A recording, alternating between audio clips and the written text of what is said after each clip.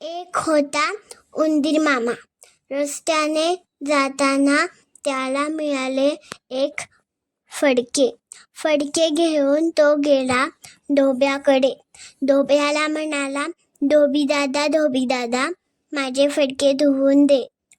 धोब्याने फडके धुवून दिले.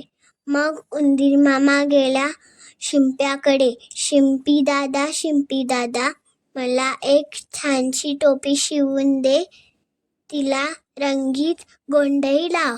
शिंप्याने उंदीर मामाला टोपी शिवून दिली. उंदीर मामाने टोपी डोक्यावर घातली. एक ढोलके घेतले. ते वाजवत तो गाणे गाऊ लागला. राजाच्या टोपीपेक्षा माझी टोपी छान, डुम डुम डुमुक. राजाने हे ऐकले. तो शिपायांना म्हणाला, जा रे, त्या उंदराला पकडून आणा.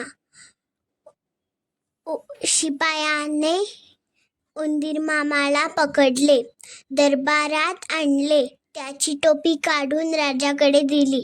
मग उंदीर मामा म्हणाला, राजा भिकारी, माझी टोपी घेतली, डुम डुम डुमुक.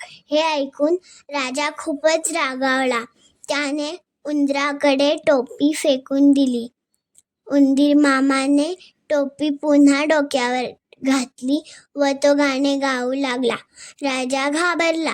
माझी टोपी दिली, डुम डुम डुमुक.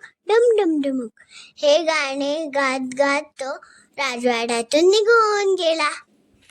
तात्पर्य: शक्तीपेक्षा युक्ती श्रेष्ठ.